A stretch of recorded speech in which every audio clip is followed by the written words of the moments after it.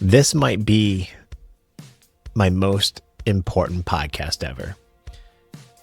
Yesterday, I made a podcast about tips and talking to passengers on how to communicate.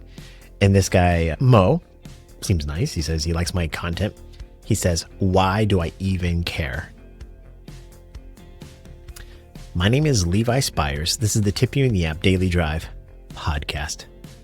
Today's Daily Drive podcast is brought to you by the Gig You app. Why do I care? It's a great question. And it's got so much meat and substance to this answer. I hope you stay through the whole thing because I'm going to give it all to you. I'm going to try to articulate why tips matter so much, not just to me, but to you too. First, let me use yesterday as an example. In fact, before I even do it, let's read Mo's entire comment here. So Mo said, "Why do you even care? The job is simple. Pick someone up, drive them from point A to point B, and drop them off. All this obsession with tips makes no sense. Tips are never guaranteed. I enjoy your content." Well, I appreciate it. And he's right. Tips are not guaranteed. But nothing is guaranteed.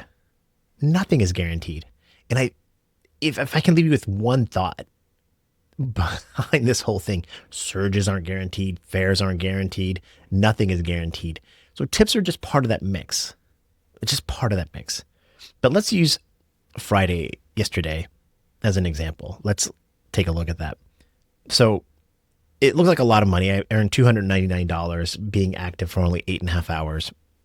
But the reason why is because there was an absurd Uber Eats promotion. And you can see I made like 90 some odd dollars. Most of that was an Uber Eats promotion. My fares were only $96 and my tips were $111. I did do I think 5 Uber X rides out of the 28 trips. So the tips number is not legit. Right, we can agree to that tips number is not really tips that are earned. Those are tips from where people pre-tip you in Uber Eats. And that's not really what I'm talking about when I talk about tips. Those are more like bids. But that's not it. There were 6 key trips that made me $16 more, 6% more income. And I want to walk you through them just really quickly. And then I'll get into my reasons why tips matter. First, there was a double order. When I got to the Uber Eats to pick up the order, the same order was sitting there twice. And I asked the person, I was like, "Hey, that name is also mine." And they were like, "It looks like a mistake." And he said, "Maybe they double paid." So I texted the person ahead of time and I told them that might have happened. And when I arrived to drop off the food, I told them, I was like, "Hey, there's another order there." And they were like, "You're right." And so they upped their tip to me because I hustled for them. I didn't have to do that. I just saw there was a problem and I solved it and I got an extra $1.58. The next one, the $5 additional tip, was because it was a long wait. And one of the things that I do, especially when I get to a restaurant and there's a longer wait, I text the passenger or the customer ahead of time, "Hey, it's going to be a long wait. Do you need any utensils? Do you need any extra sauces? Is there anything I can do for you while we wait?" And they normally don't respond. This person didn't respond either. But when I went to go drop off the food, they were like, "Yeah, I really appreciate the note." And I said, "Hey, I appreciate the tip." And they said, "Great." And I drove off and then they increased the tip. So I hustled for that one. The next one, I don't remember why. Reservation. This is great. I took a reservation for $9. Now, why would I do that on a Friday night? Well, because I know how tips work and how to make money.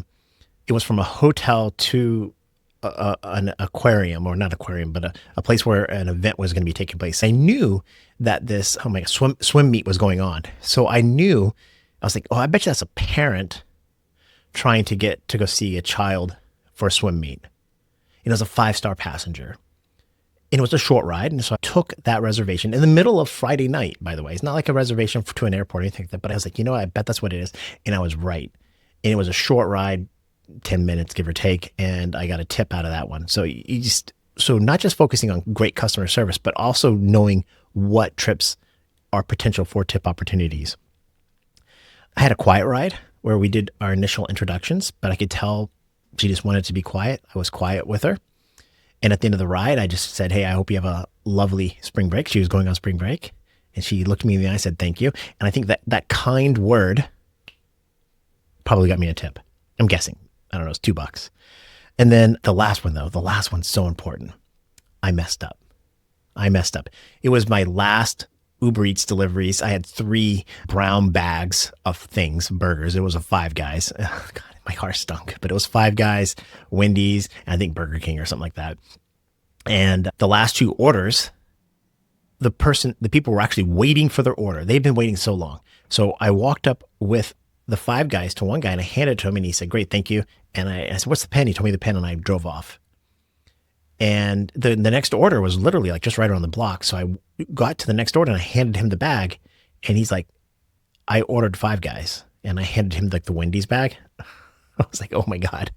So I raced back around the block and I found the other guy and he says, oh, dude, you gave me the wrong bag. I know. And here's your bag. And I solved it. And I drove the other guy's back and I dropped it off.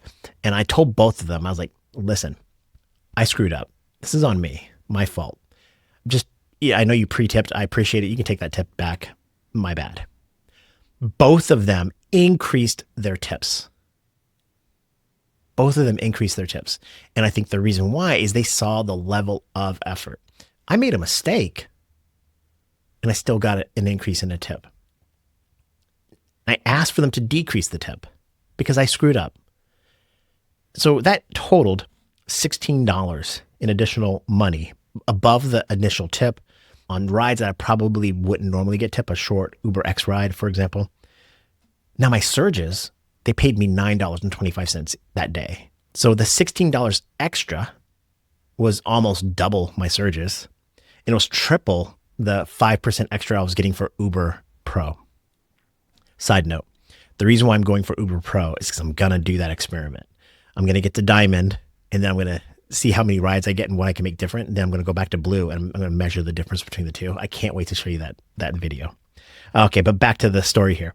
So $16 is bigger than the $9 was bigger than the $5. So it matters. And that ended up being 6% more for the day. Now, I ended up making about $33 an hour before that $16 extra, which is because of the promo was $69,000, which is still good money. I'm not going to complain about that a year. 6% increase over that $69,000 is $2,000 extra for the year. If there's any reason why you should focus on tips, is because it counts as income. You can make money on the fare. You can make money on surges. You can make money on promotions and bonuses, but you can also make money on tips. It's an equal form of income. Why do I care about tips? It's a way to make money. And so I think when we get dismissive of it, like it's beneath us to get a tip or it's not relevant, it doesn't comprehend to me because it's more money. And that's kind of my first main takeaway here is that it is a form of income. Granted, just so happened that yesterday it was my biggest form of income, tips, but that's because again, Uber Eats and upfronts or whatever, but it's a major part of my income. And when it's not surging, I'm thinking like, that's one of the few ways that you can increase the amount of money that you get over and above the base fare. I just don't understand why we as drivers would look at a form of income and dismiss it. No. It doesn't make any sense to me. It takes effort though. Those 6 examples that I gave you were earned tips. I didn't ask for them. I didn't beg for them. I went over and above the job that's required for me to do, or at least I thought about the potential of the tip opportunity, and I went and I made the money that way. The same way you would pre-position your car for a surge or drive late at night because you know the fares are high or whatever it is. It's just another form of income and it matters. Next, I see it as another opportunity. Every trip is a tip opportunity. Every single trip. Now, granted, I still only earn tips on between, I'd say roughly 35, 40% of my trips, the Uber X ones, not the, obviously with Uber Eats out, I earn a tip on every single order, but with Uber X, every single trip is a tip opportunity. Now, there's a couple things we can do to increase that tip opportunity, like that reservation, taking a 5-star reservation from a hotel to that event and knowing kind of enough about my city to go, that's a tip opportunity. But there's also tip opportunities by giving the passenger the best service. And that service is what they define that service is. We don't know what it is, and we have to discover it. And talking tends to be a part of that. The ability to either hold a conversation or not, be quiet, but setting the mood, cleaning my car, driving smoothly. Every trip is a tip opportunity. And I think talking, what my previous video was about, is a portion of that, being empathetic to what the passenger wants and needs, loading luggage, whatever it might be. So it's another opportunity. Now let's get into some more serious things though. I never earned tips before. This is the first job. Now I'm a 51, 52-year-old man, and it's a humbling experience to go to a low-wage job and hustle for $1. Let's be honest. I'm happy with the $16 that I earned, the additional over and above, but it's still just $16. It's not going to make or break anything. None of it will. None of what I've made, the $299, it was good and I'm happy with it. But for a lot of guys my age, I have peers making that every hour, if not more. So it's humbling to have to hustle with bags of food and do this job. But it's not negative. I don't want to say it's negative toward me. It's growing me as a person to learn to put others' needs ahead of my own. And a tip is a recognition of that. It's the closest thing I can get to a pat on the back from the customer. Because most of the times I don't see the tip till after they get out of the car or whatever it is. And it's kind of like, well done. Well done. So that's why it matters emotionally to me to some extent. It's like going from a job where you're sitting at a desk telling people what to do and you're the boss and all this kind of stuff to being a man now out there working barely a minimum wage job, trying to hustle for $1. Now, I'm not embarrassed by it. I'm not saddened by it. I love what I do. I chose to do this. I don't have to do this. There's a lot of reasons why I do it, but that aspect of it is humbling. And now it's made me a world-class tipper. Now I tip the highest amount every single time, no matter where I'm at, because I understand the nature of the beast, the job itself. A couple final things though. Few content creators even talk about it, especially in the Uber space. I think Mo's comment is aligned with majority of the drivers out there, and especially the content creators. What do the content creators talk about? The content creators I follow, they talk about how bad Uber is, how the apps are trying to screw them over, how to surge hunt, how to cherry pick, or whatever they might be. Rarely do they talk about providing amazing customer service. And so I just find it as like, easy content to make because it's unique and different than everybody else. So it matters a lot to me. But at the same time, as a content creator, as an artist, I'm like, that's the kind of thing. But the final note is society. And I think this is worthy of a lot of things. This is so much bigger than this one episode of this podcast. But tipping and tipping culture and anti-tipping culture is an amazing look into society and how humans are and American culture and all these kind of things. I would say that there's kind of these two buckets of American right now. There are people that don't want to tip and people that tip for whatever reason. And it's kind of like this, I hate tipping. And then there are people like, why don't you tip? And I like to think of them as jerks and nice people. That's probably a very shallow way to look at it. But as a receiver of tips, I'm like, I want to avoid this person. I want to find this person as much as possible, right? These are the people I want to go toward. But the older I get, the more I realize gift giving is better than gift receiving. If you're a parent or a grandparent, you know what I mean. It's so much more fun to go out and find a great gift and give it to that person. And that's all that tipping is. Tipping to me is example of that. So going to a restaurant, now I don't go to too many restaurants, but going to a restaurant and pre-tipping. Hey, here's $20. Just keep the ice cold. Don't even like worrying about the level of service that you're going to, establishing that, hey, you know what? Your life matters. I know you're working for a low wage. Boom. Here you go. Here's a tip. Thank you for everything that you do. And so it's fascinating to me when people go, well, in Japan, they don't tip or whatever. I understand that. But we're in America. And tipping is a great way for low wage people to bust their butt like I did on those 6 rides and earn extra money. In most low wage jobs, you can't get tipped at McDonald's. You can't get tipped at other places. So tipping is a great way for people to have a little bit of entrepreneurship and passion for their job, their service, and earn more money. I'm not saying you should tip for bad service. If you don't want to, that's fine. But what's a buck? I mean, like the one example that people always give me is kind of like, I go into a coffee shop and I got my cup of coffee right here. And I order a cup of coffee.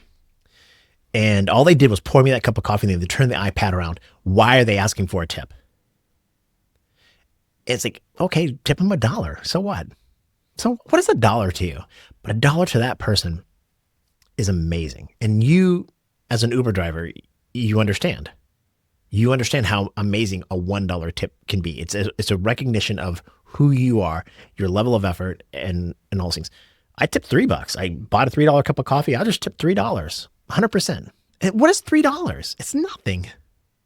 And so that's societal perspective on tipping. The fear I'm getting ripped off by tipping a low wage person. When you're paying, I'll think about like Uber Eats. I would never order Uber Eats or DoorDash. I haven't really a clue, but people pay $15 for Five Guys, which is already absurdly expensive. Now, granted, I eat a lot at home. My wife cooks, but $15 for a burger and some fries, it's not that, it's good, but it's not that good. That's craziness. And then the tip on top of it, yeah, so now it becomes like a $30 burger. It's nuts. But people are like, oh, an extra $1 tip. It's so expensive. I'm like, Five Guys ripped you off. Uber ripped you off. And now you're worried about the dude driving around the broken down car trying to hustle for you. And then, oh my God, an extra $1. That's a look into society that's worthy of its everything. And I think that's kind of why I came up with the brand Tip You in the App, the name of this channel. Yeah, because ultimately a tip is an exchange between two people. The person giving the tip and the person receiving the tip. That tip it's something. It means something. It's like a Christmas card, handwritten note. It is, especially when it's in cash. I just give you the money. It says something about them that gives the tip, and it says something about me when I earn a tip. And so I'm extremely grateful for it. But the Tip You in the App, that phrase, it hurts because then it's a lie. Because you provide that level of a service and somebody says, you did good. You did good, boss. I'm going to tip you in the app. And it's just a lie. My friend used to say, a lie from the pits of hell. Because they're just looking at you and they're taking the credit because they know there's a credit to it. They know there's a societal credit. Like, I'm doing you good. You did good, so I'm going to do you good. And then they lie to your face and then they don't tip you. That's why it means something. It's a passion of mine, and it's a new passion of mine the last few years doing this as a gig. But Mo, when you ask me, why do I even care? That's why I care. It means something. It means something to my pocket, my wallet. It means something to me emotionally as a person. And it's made me a better person by trying harder to earn more money by providing exceptional service. And then on top of it, it's made me a better person by recognizing that, wow, my tip, whether it's $1 for a cup of coffee or whatever, it means something.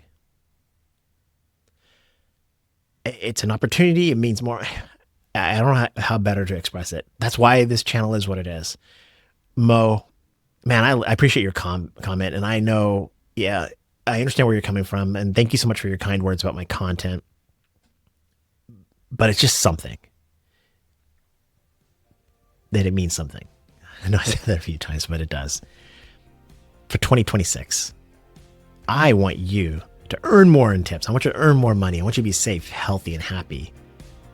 I want you to enjoy the ride. Be safe, be healthy, and know that I'm cheering for you. My name is Levi Spires. Bye.